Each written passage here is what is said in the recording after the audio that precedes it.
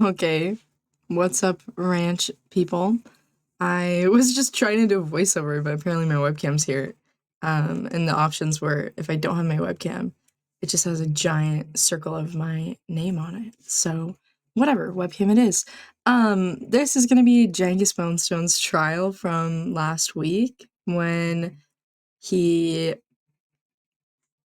You know what? I won't spoil it. I'm sure everyone already knows the outcome, but yeah, here we go. So this clip is just me walking up to the courthouse. Djangus was able to make a list of people who would be allowed in, and they called my name, which I didn't know was gonna happen, so that was pretty cool. In front of me, please sign in. Jack is amazing. Yeah. Alara? Do we have an Alara out here? Yep, right here. Doors, sir. All right, please come in. Alara, come here. Go ahead. Jack Perkins? Arthur. Okay, now we're going to get into like the actual court shenanigans. Djangus. Please rise. State of Monroe Circuit Court Criminal Division is now in session. guess not. Honorable Judge Burton presiding. State versus Djangus Bonestone. All right. Ladies and gentlemen, my name is Jacob Burton. We're here today to address the people of Monroe versus Djangus Bonestone. Before we proceed, I'd like to outline some courtroom procedures that'll govern these proceedings today. Throughout this process, I expect all parties to conduct themselves with professionalism, respect for the court, and adherence to the rules and procedures governing these proceedings. For those in attendance, the same will apply to you. If any individual or groups of individuals attempt to disrupt, are both sides ready to proceed? Yes, my lord. We are, Your Honor. All right, prosecution, please rise and state your name for the court, please. John Garfield QC on behalf of the prosecution, along with my learned friend Lola Jordan. Perfect, thank you. Defense, please rise and state your name and your client's name for the court, please. Ezio Gallo on behalf of Djangus Bonestone. Perfect. Mr. Bonestone, you realize you should rise as well at this moment, correct? Forgive me, Your Honor, I did not know that. All right, you may sit back down. You'll hear evidence of a feather in a hat was left at the crime scene, a hat that fits Mr. Bonestone perfectly when tested by law enforcement. A hat that he's always seen with. In fact, it's almost a bit like Cinderella with a glass shoe that fits perfectly, but this time more horrifying and is not a mere fairy tale. Instead, involves kidnapping and torture.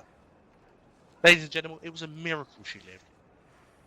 Found by those who care for her and those who care about law and order. Mr. Bonestone, or as Bloodstone as some people have referred to him as in the past, is a violent man with no regard to the sanctity of law. It is my duty to show that Mr. Bonestone is guilty, not the other way around, and at the end of this trial, I am hopeful that Your Honor will find in the truest of course of things and find Mr. Bonestone guilty of the charges leveled at his feet. Ladies and gentlemen, the defendant here, Djangus Bonestone, he's not a saint. It is not the objective of the defense in this case to paint Mr. Djangus as a saint. However, there are often cases in the course of law enforcement of mistaken identity. Hello, Mr. Bonestone, you will keep that hat off. If I see it on your head again, one of these deputies or marshals will be collecting it from you. Understood? Yes, Your Honor, I understand. I'm sorry. I did it for... Yeah, I get it. I'm sorry. Next up is Estee's testimony. She was the victim in this case.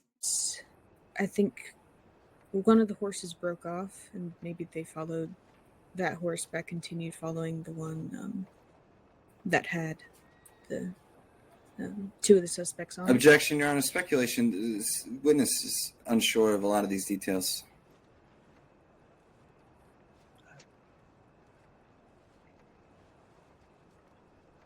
Prosecution? No comment. No comment, Your Honor.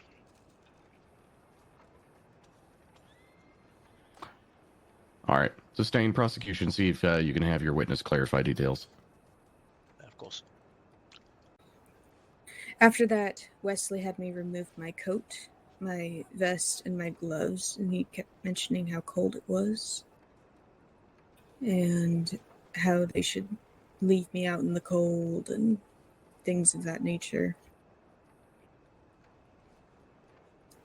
And he grabbed a dynamite stick off of his horse and held it unlit to me. And he wanted to know where Slow Nightingale and Judd Nightingale lived. He put a knife to my throat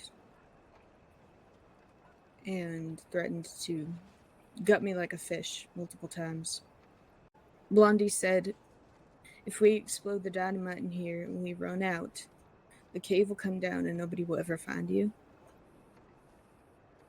And I knew I couldn't just let them do that. I knew I had to, if they were going to kill me, I had to at least get to a point where someone would find me.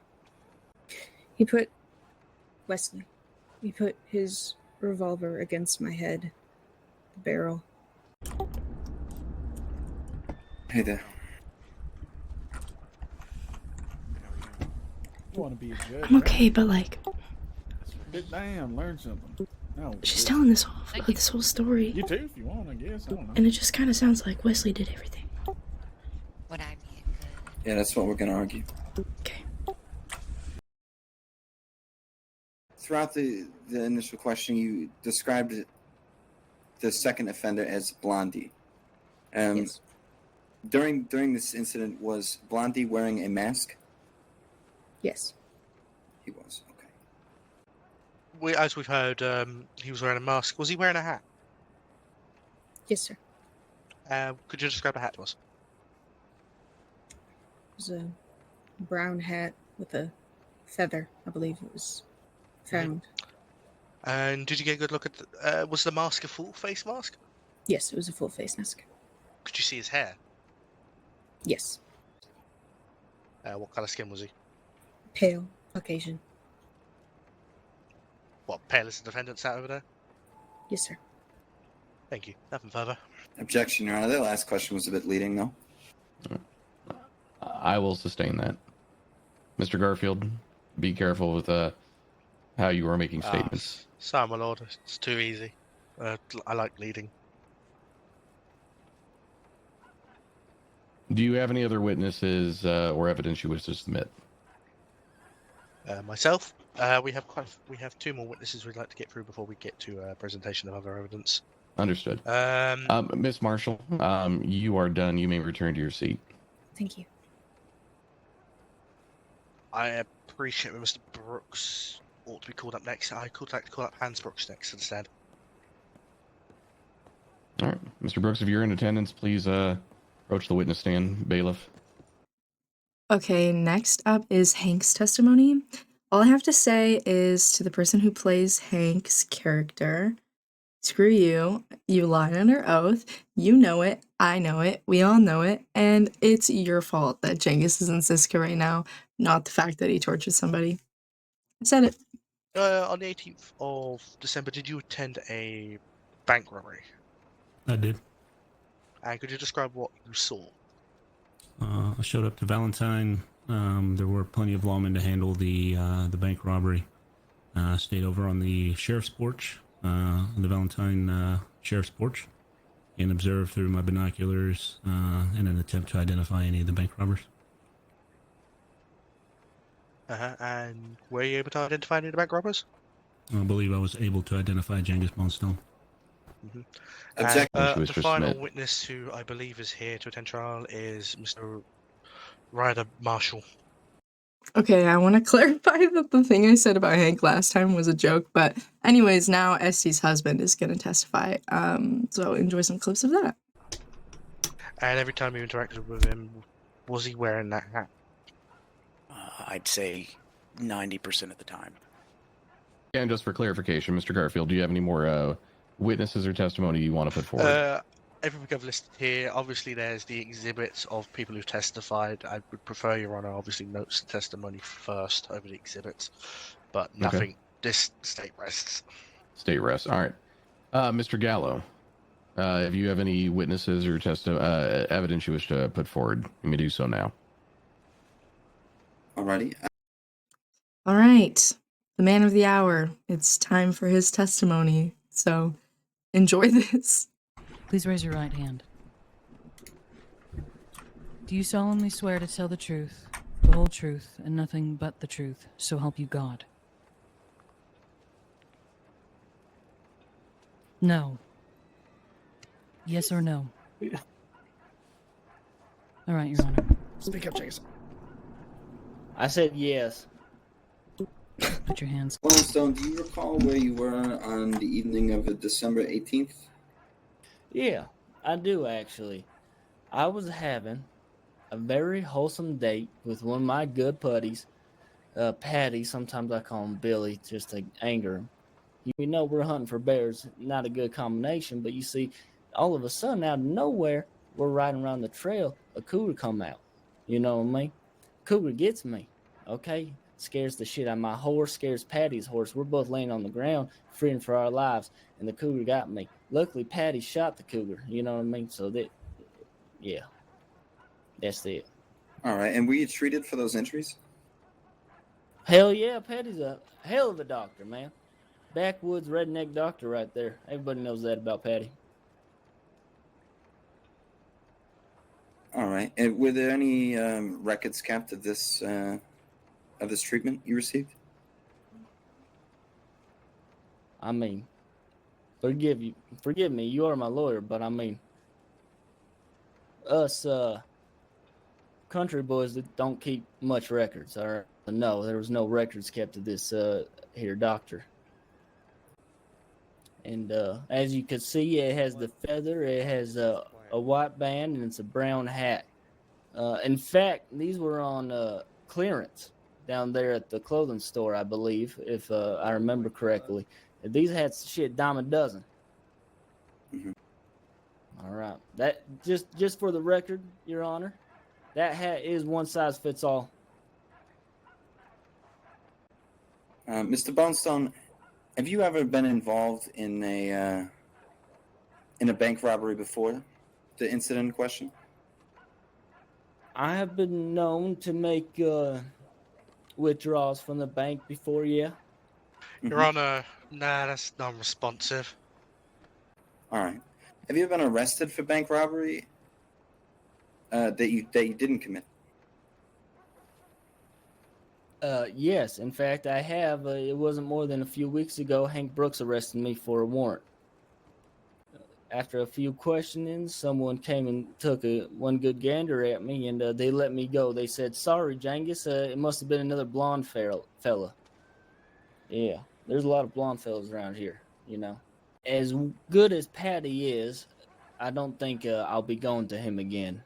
In fact, my suture started to get a little red and infected until I poured a little 4-leaf on it. So, yeah, I think I'll go to the professionals next time. It was nighttime, was it not? What was it? When the cougar attacked you, was it nighttime? Hell, I believe it was day, actually.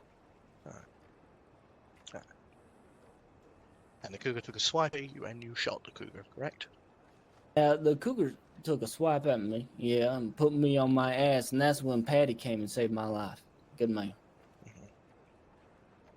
Now, just to ask you, does Patty have any medical experience?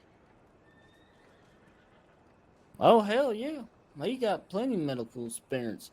I mean, his family... Does he have a license in doctoring or something? I don't know. Ain't no redneck need a license, sir. I'll tell you that much. All right, Mr. Bonestone, you are dismissed. You may return to your seat. Gracias, Your Honor. All right, Mr. Gall. Oh, they fucking bad. You're good. You're gonna go up. Well, then fix it. I take my ankle pistol out and shoot the place up if the Laura doesn't go out. Hey! What did you? What did he say? I didn't say nothing, man. The defendant has said that he will take his ankle pistol out and shoot people in here. So we are currently patting him down. Your Honor. Your Honor. Okay, hey, you can do whatever you would like, Your Honor. Come on over here. The same lady that didn't want to let people in because she's not allowed in the store, man. She's petty. But, hey. Mr. Bonestone, be honest with me. Did you just make a statement a moment ago? Your Honor, if I had made any statement, I do not recall. I don't know what Shu could be speaking about here, but I was communicating with my lawyer. I do not believe I made a statement such as that. Mr. Gallo, did your client make any statement about pulling out a pistol and shooting people? I did hear something to that effect, Your Honor. I think he's just a little worked up. He obviously does not have a pistol. So while he may be a bit of an idiot at times, it doesn't make him a dangerous criminal. Fair enough. Mr. Bonestone, I'm finding yes, you Your in Honor. contempt. That'll be addressed after we are done here. Thank you, Your Honor. Please sit back down. Thank you, Your Honor. Yes, sir. Okay, next up is Ilara's testimony. Do you solemnly swear to tell the truth, the whole truth, and nothing but the truth, so help you God? I do. All right, Your Honor. All right. Mr. Gallo, you may begin. Thank you, Your Honor. One of the men, he was the only blonde one, but he came over and asked everybody if we needed food or water, and unhandcuffed one other hostage and myself and provided us with food and water. All right. And you yourself that's all the didn't talking. sustain any injury, right? No, none at all. I put it to you, he telegrammed you on the 18th of December. I don't recall the date, but I'm assuming you have access The to it, so telegram yes. read, "Well, girl, they sent me back home to Sisika. They say I robbed a bank, defended some folks, and tortured some woman named Esty. They should be getting in contact with a lawyer for me, but I'd appreciate if you could help me in any way you can. It's not looking good for your man Djangus here. Don't worry about the money. I can pay you back when I'm free. Until then, send me some food, yourself, and legal drugs to help you pass the time. Best regards, Djangus Bonestone."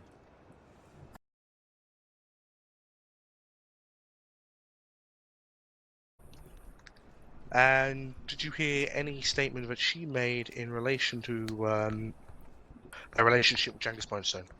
Several. One time she jumped on the back of his horse and said, "I'm clocking off to some time with my boyfriend Djangus," and she acted like she wanted us to be shocked about it. She said it to multiple people on the porch.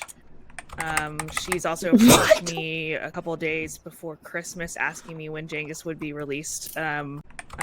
She's also approached me a couple days before Christmas asking me when Djangus would be released. Well, she was asking the law porch, I should say, not me specifically, and I didn't know that he was still in jail, and I thought that was a little, sorry to say, ridiculous that he was still in custody. So I told her that she should reach out and try to see what she could do, or that he should reach out. Objection, Your Honor. Who cares? Amen. Amen. Amen. Overruled. I do. Jesus.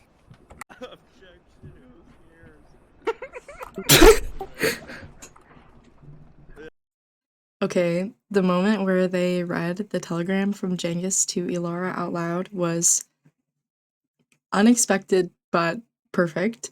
Next up, though, we have the closing statements. I'll keep this short. I'll keep this succinct. We've heard numerous things today. We have. But put simply, this case can be described as bank robbery that turned into a kidnapping of opportunity, because they realized the relationship they had with the sheriff. Well, the Nightingales, I should say. It's as simple as that. You've heard about the testimony of Esty, the victim in this case, an ex-doctor, and she clearly remembers the patient she was working on. I'll put it to you, Your Honor.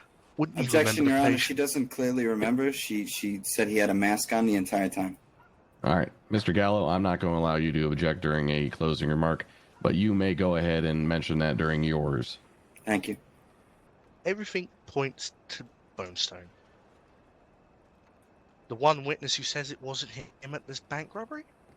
They're in a relationship with one another. They contact each other. They're friendly with one another. The defendant was being truthful when he said he was hunting that night.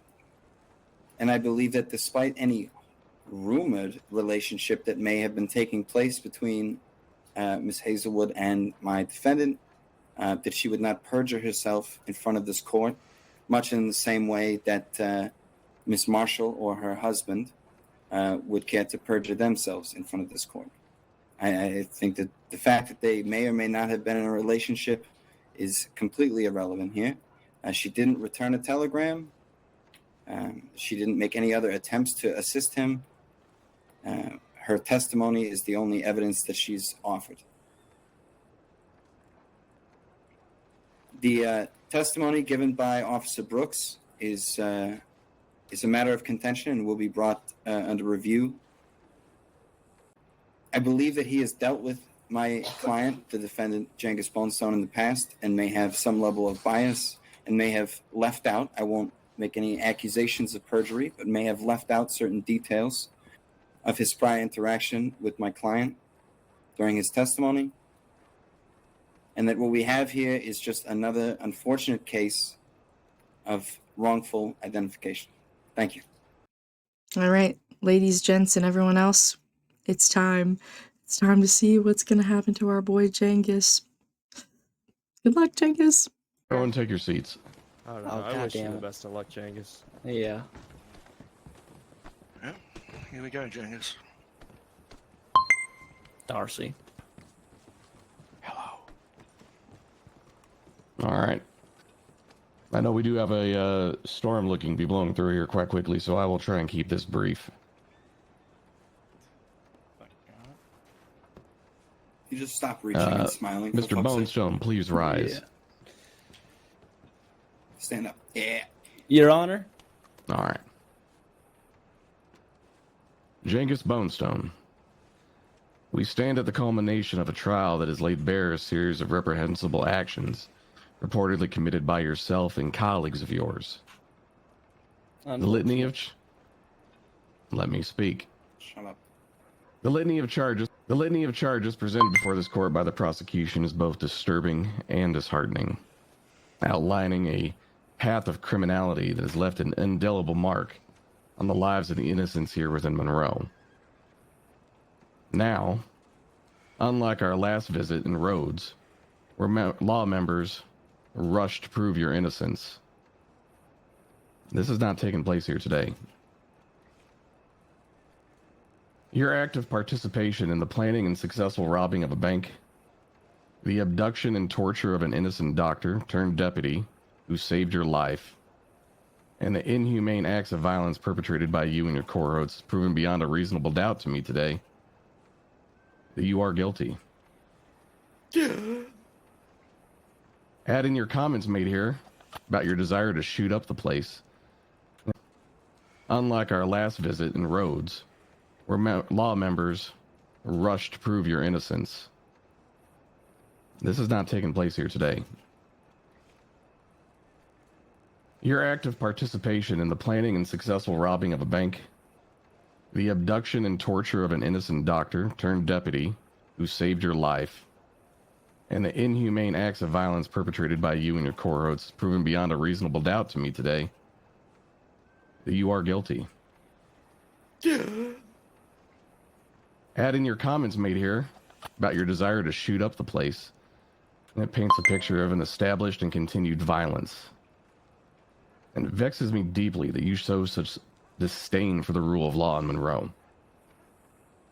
Therefore, with my sense of duty and responsibility as the presiding judge here today, I do pronounce the following judgment, that you show such disdain for the rule of law in Monroe.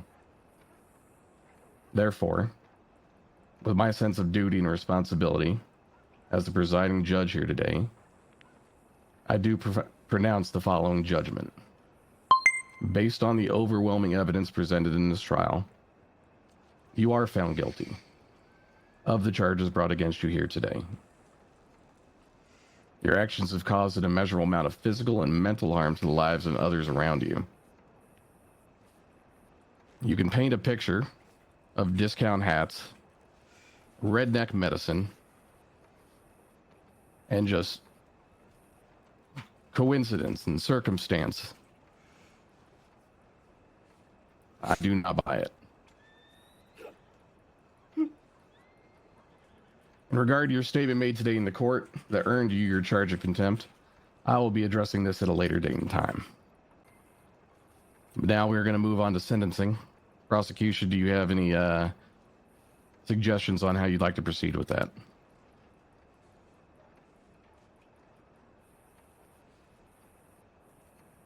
Mr. Garfield.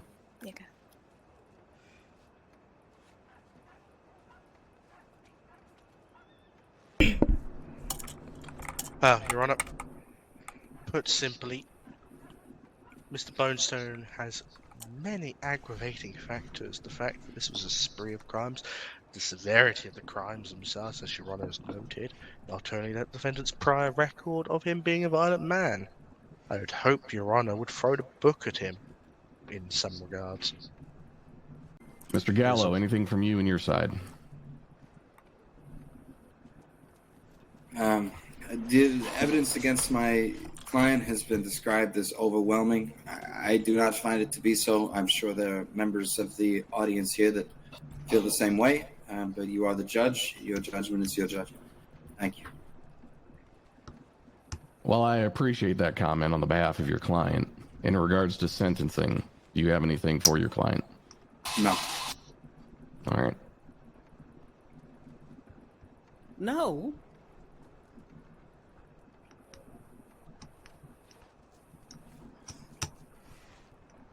In light of the prosecution and their desire for me to throw the book at you,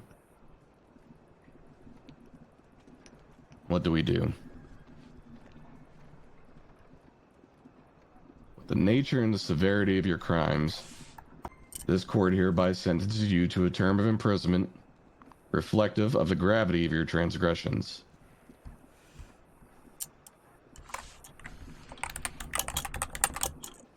I sentence you, Djangus Bonestone, to a term of no less than 15 years. And only after your term is concluded will you be allowed to petition to be allowed to rejoin society.